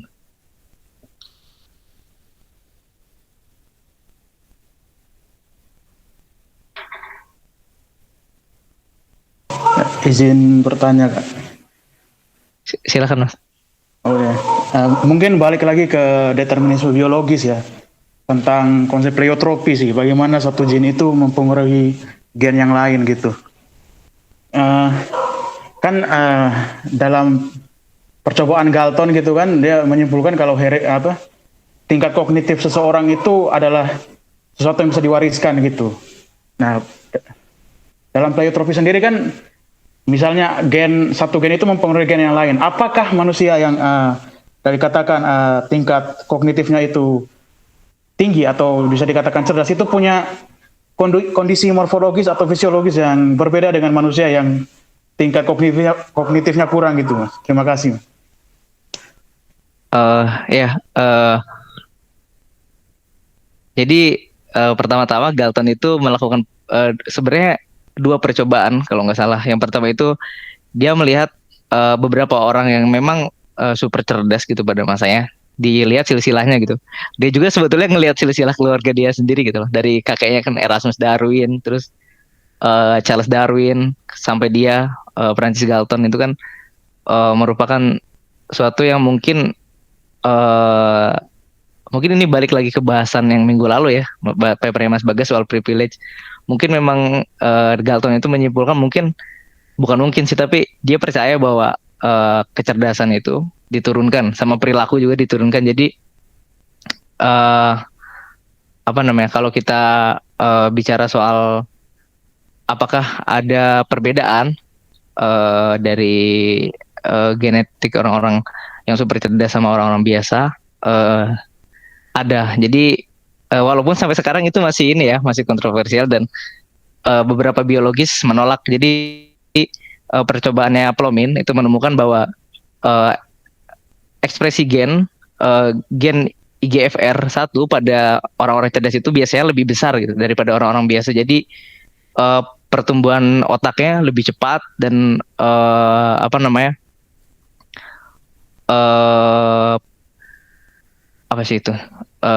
perintah untuk kelajuan ya, apa sebutannya? Kelajuan neuronnya itu lebih cepat daripada orang-orang biasa. Nah, itu kan gennya namanya gen HOK, gen Hox. Jadi gen itu melakukan perintah kepada otak supaya pertumbuhannya lebih cepat dan lebih kompleks daripada orang-orang lain yang biasanya pertumbuhannya itu di parietal lobe. Jadi kenapa biasanya orang-orang yang cerdas itu dia jago di matematik misalkan, karena memang lobus parietal lobe ini dia mengatur tentang persepsi kita terhadap angka, terhadap ruang kayak gitu. Jadi ya walaupun eugenika itu mungkin walaupun pada masa Nazi itu sangat populer, mungkin sekarang juga terjadi gitu. Kayak misalkan di beberapa negara anak-anak yang di amniosintesis kalau ada orang tua yang hamil dan anaknya itu ketahuan membawa gen sindrom gitu. Jadi dia bisa diaborsi sebelum lahir. Itu kan sebenarnya mirip sama eugenika gitu. Apalagi waktu tahun 1924 misalkan di Amerika itu pernah mau diloloskan undang-undang eugenika yang orang-orang jahat, orang-orang katakanlah cacat sama orang-orang yang peminum alkohol itu harus dibunuh. Tapi beruntungnya emang undang-undang itu nggak lolos di Amerika. Dan ya terus ada ini kasus yang menarik dari sama terjadinya 1924 juga. Siapa namanya? Josh Mobley kalau nggak salah. Dia itu kan membunuh dia membunuh beberapa orang di restoran tempat dia bekerja. Nah, kuasa hukum dia bilang kalau sebetulnya perilakunya itu diturunkan gitu dari gen. Jadi karena memang latar belakang dia itu kan tinggalnya di Islam gitu. Terus dia waktu kecil sering melihat pembunuhan dan orang tuanya juga sering melakukan kejahatan gitu. Jadi kuasa hukum dia itu bawa gen supaya penahanannya itu dikurangi gitu. Dan itu berhasil tahun 1924 itu berhasil. Jadi John Mobley itu tahun tahanannya itu dikurangi gitu loh, gara-gara kuasa hukumnya membawa tentang penurunan gen. Soalnya pada zaman itu memang eugenika itu lagi gencar-gencarnya dan banyak di negara-negara Eropa itu mulai membuat proyek. Ada tuh siapa namanya, pokoknya ada salah satu ilmuwan biologi waktu itu yang mempelopori gitu bahwa eugenika ini memang harus diteliti dan memang manusia-manusia super Ubermensch itu mungkin harus dikembangbiakan gitu, dan orang-orang yang lebih rendah dari itu harus ditinggalkan. Siapa lagi? Presiden Amerika juga pernah di pidatonya. Siapa ya? Zaman tahun 19. Aku lupa tahun 1924 itu masih zaman siapa, tapi sekitaran tahun segitu pernah aku baca soal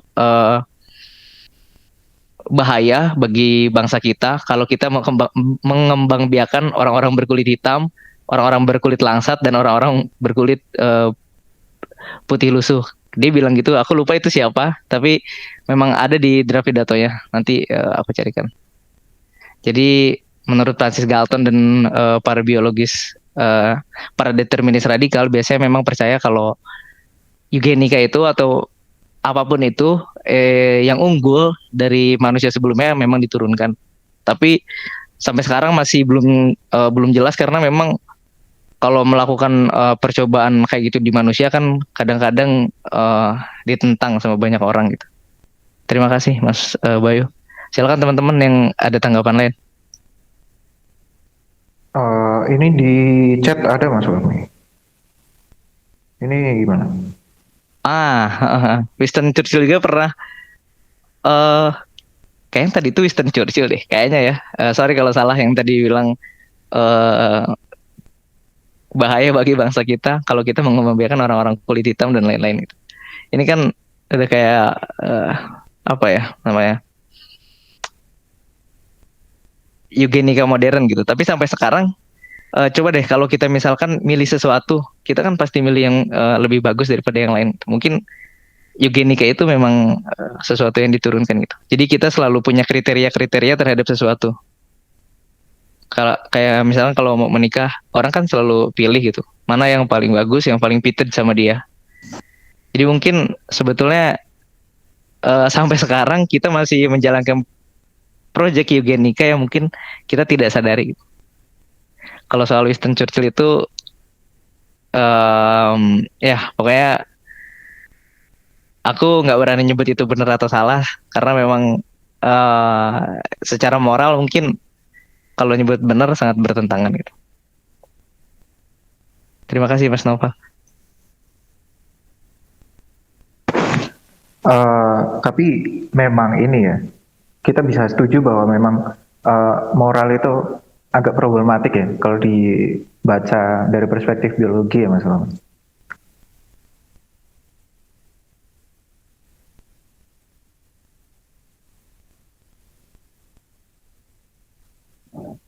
Halo Mas Bagas.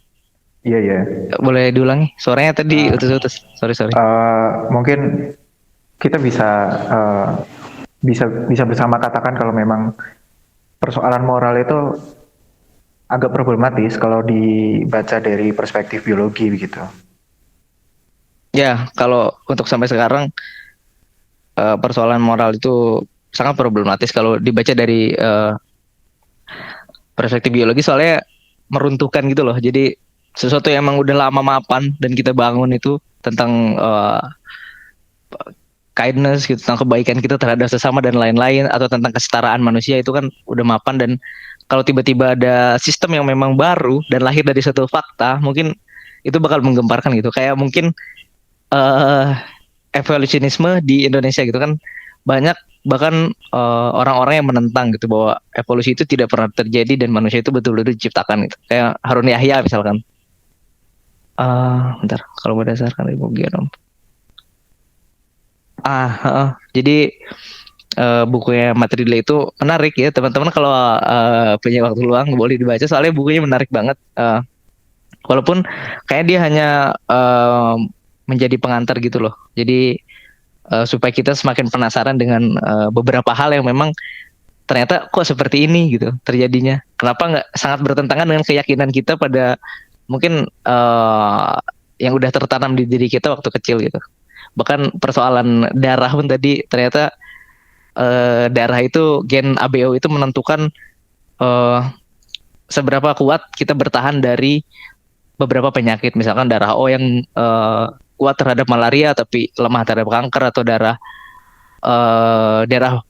AB ya kalau nggak salah yang kuat terhadap kolera dan rentan terhadap penyakit apa gitu. Jadi dan biasanya populasi tipe darah itu ada yang mendominasi di setiap negara gitu. Soalnya kalau nggak salah di Amerika itu jarang sekali orang yang punya darah AB gitu. Jadi kebanyakan itu darahnya O, apalagi di Amerika Tengah karena memang di sana banyak malaria. Jadi banyak orang-orang yang darahnya AB itu atau B atau A lama-lama tereliminasi gitu gara-gara memang em, relungnya nggak cocok sama tempat tinggal dia.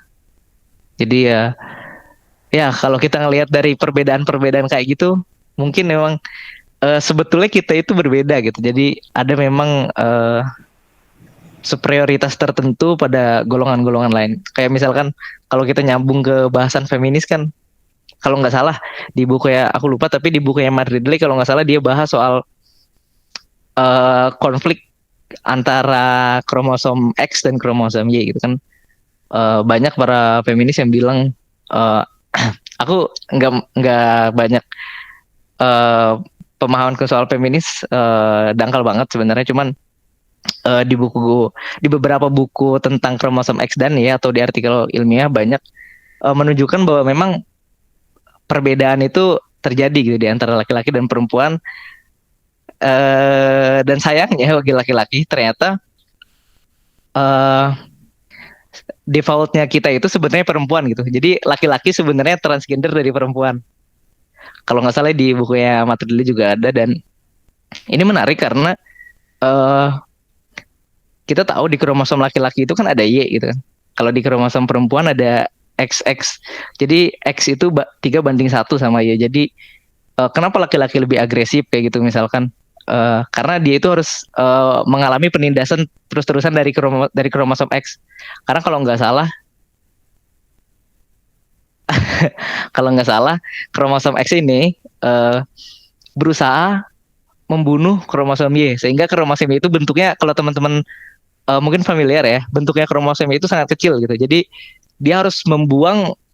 bukan membuang mengaktifkan banyak ekspresi gen supaya eh, apa tuh namanya dia tuh kayak bersembunyi gitu loh dia kayak eh kayak apa namanya sih jadi kromosom Y ini bersembunyi dari kejaran kromosom X yang mencoba membunuhnya gitu. Jadi kenapa laki-laki lebih agresif biasanya karena sebenarnya itu proses pertahanan diri dari dia sendiri dari kromosom seks kita gitu. Yang menentukan yang kita bawa dari saat kita jadi gamet sampai sekarang.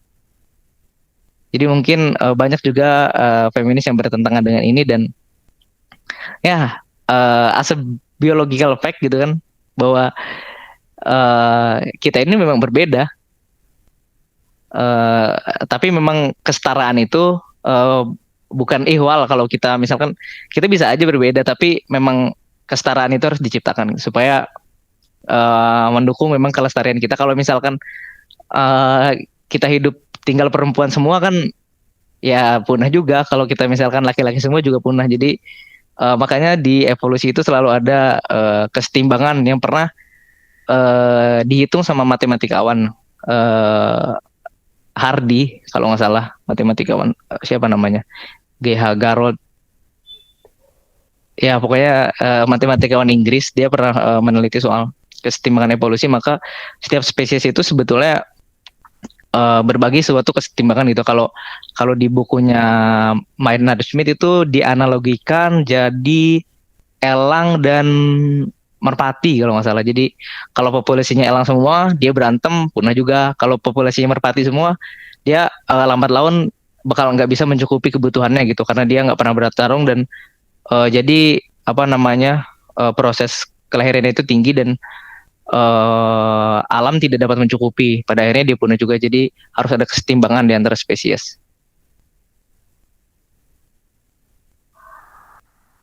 Ya.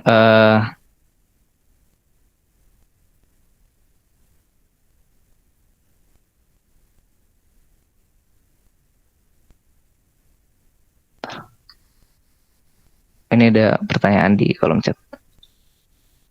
Baca dulu. Mungkin yang ini ada pertanyaan bisa aku baca aja ya. Silakan Mas Bagas. Dari siapa dulu nih yang mau di ini? Dari yang paling atas aja supaya ngurut. Eh, mana dulu yang paling atas? Ya udah, aku bisa baca sendiri kalau gitu. Oh, ya udah dibacakan silakan. Makasih Mas Bagas usahanya. Luar biasa. Determinisme biologis ini menghambat seksisme untuk hilang dalam persepsi beberapa kelompok sosial atau tidak. Iya, kalau kita bilang seksisme itu perbedaan antara laki-laki dan perempuan itu nggak akan hilang sampai kapanpun. Tapi kalau kita bicara soal subordinasi gitu kan, kayak kayak kita tuh punya privilege yang lebih untuk menekan perempuan gitu. Karena memang kalau kita nggak menekan perempuan nanti apa implikasinya. Tapi kan sesuatu yang kayak gitu bisa dirubah gitu. Kembali lagi ke awal tadi bahwa kita punya pilihan atas sesuatu yang udah disediakan. Jadi untuk mencapai kesetimbangan evolusi memang kadang-kadang harus ada spesies yang pandai mengalah atau misalnya individu yang pandai mengalah. Itu di bukunya Dawkins juga, teman-teman kalau yang familiar banyak dibahas itu. Jadi kalau seksisme ini menyangkut soal kesetaraan, kayaknya memang sudah seharusnya kita setara. Tapi kalau kita ngomongin perbedaan ya memang perempuan dan laki-laki itu berbeda bagaimanapun.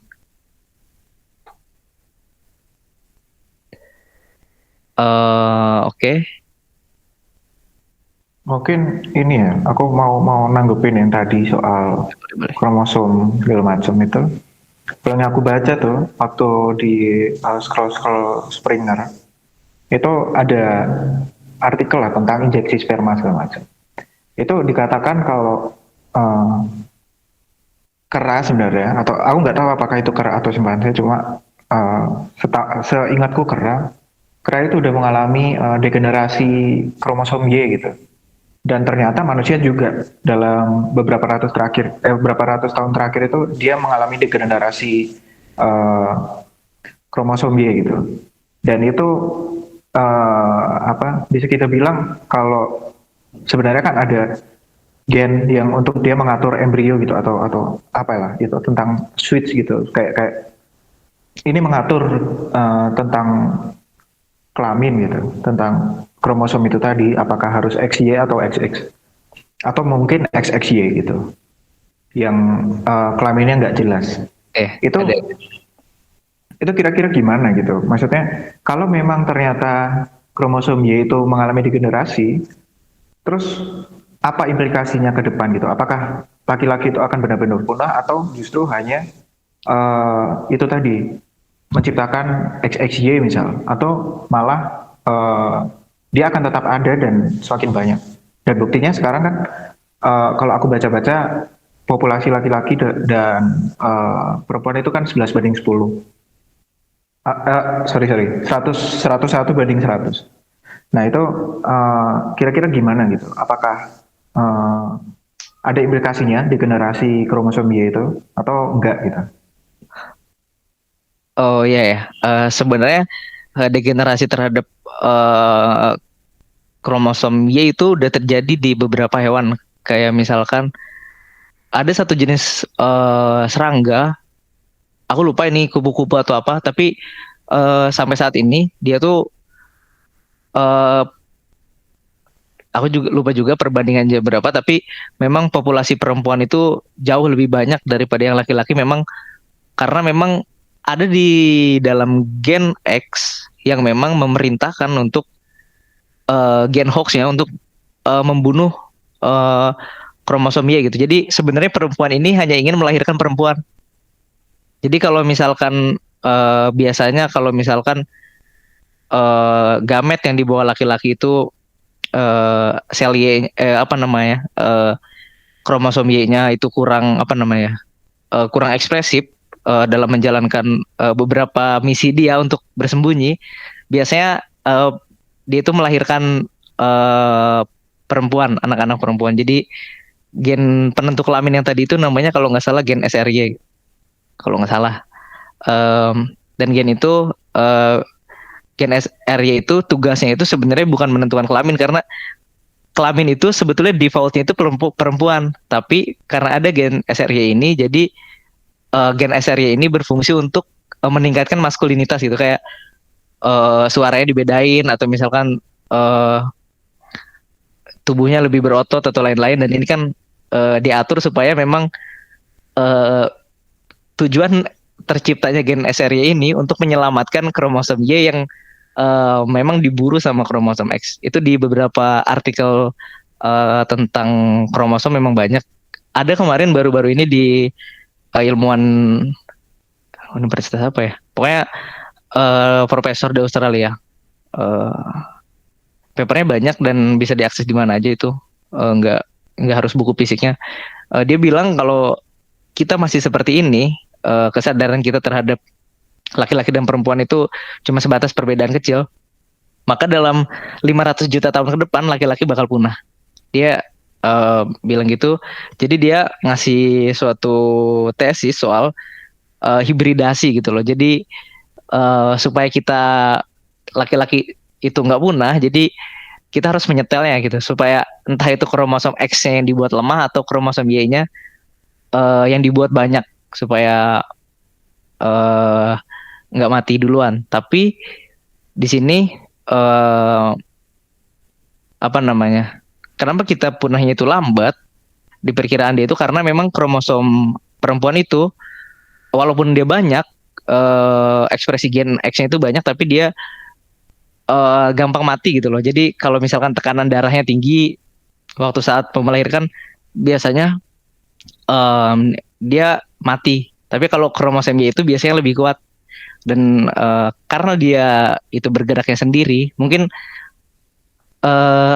yang menjadikan sesuatu itu kuat biasanya memang tekanan gitu loh. Jadi kayak tadi kan kita sebenarnya salah satu spesies paling lemah gitu. Kalau kita nggak punya otak, ya kita mati dimakan cita. Tapi kan kalau misalkan kromosom Y ini nggak pandai bersembunyi atau mengeluarkan ekspresi gen yang berbeda dari perempuan, ya kita udah punah dari lama gitu.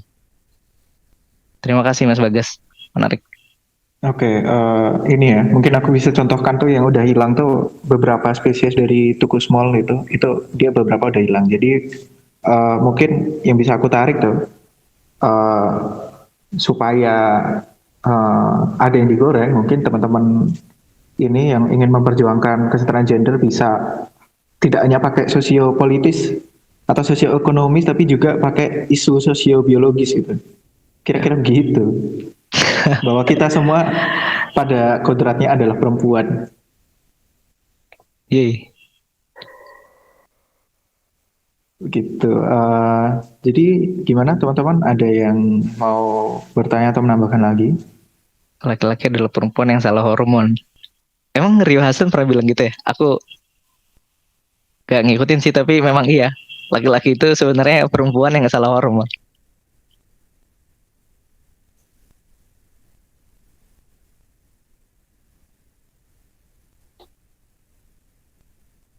Silakan teman-teman yang tertarik sama feminisme mungkin bisa mengungkapkan pendapatnya.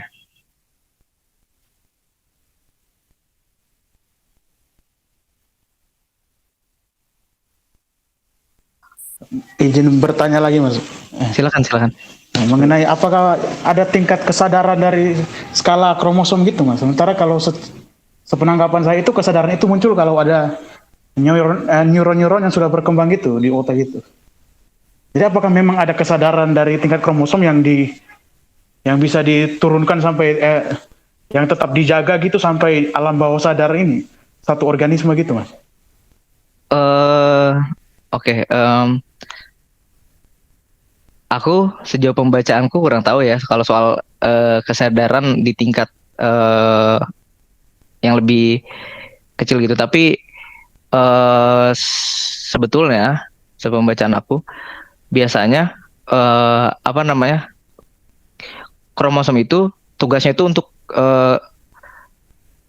jangan kromosom, katakanlah genotip itu kan tugasnya untuk menyesuaikan diri dengan alam gitu supaya kita itu punya yang tadi keluasan untuk memilih sesuatu. Tapi kalau misalnya kita bicara kesadaran, ya mungkin masih sampai saat ini mungkin masih banyak pro kontra ya soal kesadaran. Mungkin pada tahap-tahap yang sekecil itu sebetulnya kita itu diatur oleh suatu kehendak alam gitu bahwa lingkungan kamu seperti ini maka kamu harus seperti itu gitu. Kayak ini mungkin yang sama kayak Mas Dimas tadi katakan soal komputasi gitu. Kalau misalkan jika maka gitu, kalau kalau A maka perilakunya harus A, kalau B maka perilakunya harus B gitu. Jadi aku nggak berani jawab ada atau enggak kesadaran di tingkat molekuler, tapi menurutku itu ditentukan oleh kehendak alam yang menginginkan kita itu seperti apa. Kalau memang kita nggak bisa mengimbangi ya punah begitu. Terima kasih pertanyaannya Mas Bayu, menarik. Teman-teman mungkin ada yang mau menambahkan atau banyak bacaan soal biologi molekuler, silakan. Di kolom chat ada tuh Mas Dimas tanya. Jadi menurut Mas Fahmi itu kira-kira cinta itu ada apa enggak ya? Ini flashback berapa tahun yang 2 tahun. Iya, kalau dari kerangka evolusionisme sebenarnya yang namanya eh, cinta itu biasanya cuma apa itu namanya, kebutuhan kita gitu untuk melestarikan ya ada sih, ya udahlah ya. Tapi emang dia itu untuk melestarikan keturunan kita. Jadi kan cinta itu pada akhirnya kalau ke pasangan gitu ya. Kalau kan beda lagi kalau ke cinta ke yang lain. Kalau misalnya cinta terhadap buku dan lain-lain. Walaupun itu menyimpang ya cinta terhadap buku. Tapi dalam ranah biologis kan cinta itu pada akhirnya harus menikah gitu loh. Jadi kalau udah married kan memang itulah fungsi apa namanya, fungsi gen yang memerintahkan kita kalau kita itu harus melahirkan keturunan supaya gen kita itu tetap ada di sana gitu. Keturunan kita itu walaupun memang manusia itu kan 99% sama gini, tapi ada 1% yang berbeda gitu. Tapi tetap aja itu kan mengimplikasikan bahwa gen ini masih ingin hidup terus-terusan. Kalau apa namanya? eh, Kalau teman-teman udah baca bukunya Dawkins mungkin termnya itu replikator. Replikator ini kan dia pengen hidup terus walaupun organismenya beda gitu. Walaupun misalkan hari ini hidup di ayahku misalkan, besok hidup di aku, tetap aja kan ekspresi gennya hampir sama gitu. Jadi memang mungkin eh, kita itu memang cuma wadah untuk melestarikan kelestarian replikator itu.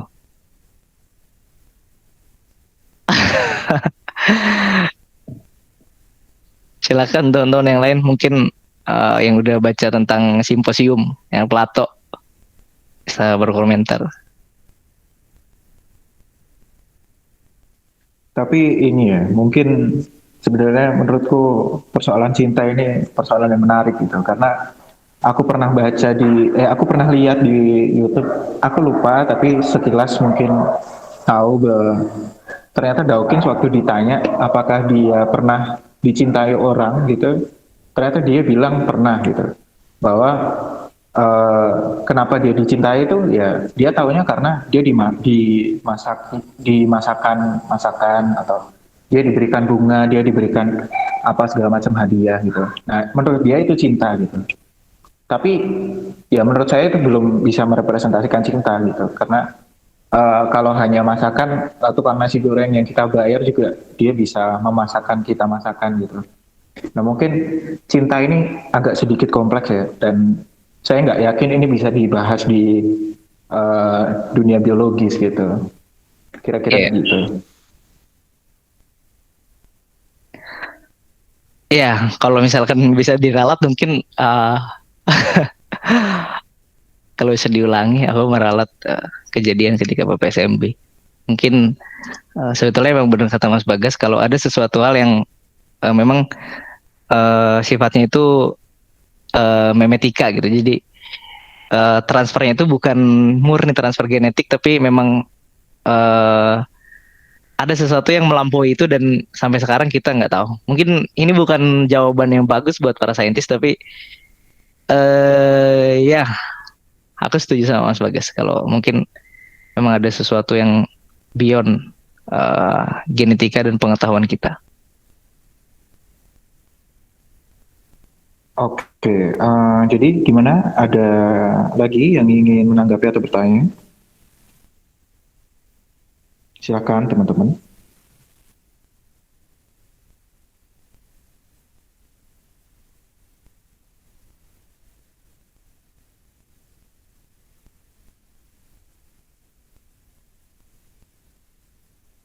Eh, jadi ini ya, misalkan memang sudah tidak ada yang ingin menanggapi atau bertanya, berhubung jam sudah menunjukkan pukul 16.50, mungkin bisa kita sudahi sampai sekarang.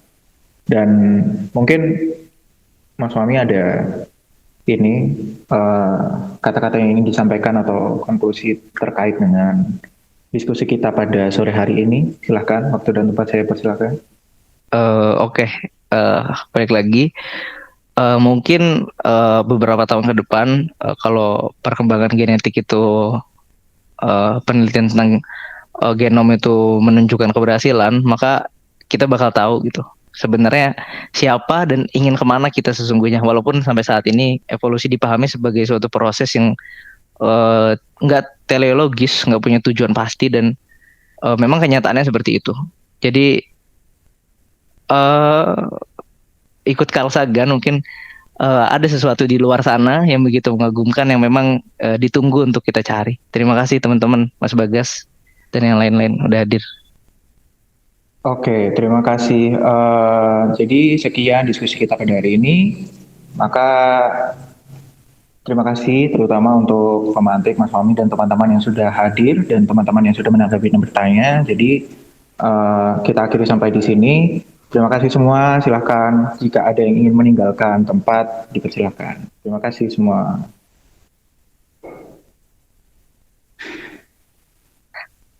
Katanya minggu depan Mas Bagas lagi ya. Tolong ini dulu Mas Dimas, dimatikan dulu rekamannya supaya. Terima kasih teman-teman, silakan. Minggu depan Ini aku jangan- lagi di luar. ya, ikut Itu lagi. ngerekamnya pakai laptop soalnya. Ntar sampai di rumah baru aku bisa matiin. Oke, siap Mas Dimas. Santai-santai, dipotong kok, dipotong. Dari Fahmi bisa nggak nih? Biasanya bisa sih, dia untuk matiin record dari orang lain gitu, asal dari komputer. Bisa nggak? Oh, bentar. Matikan sekarang kah? Iya, matiin aja. Enggak. Oh ya, dadah.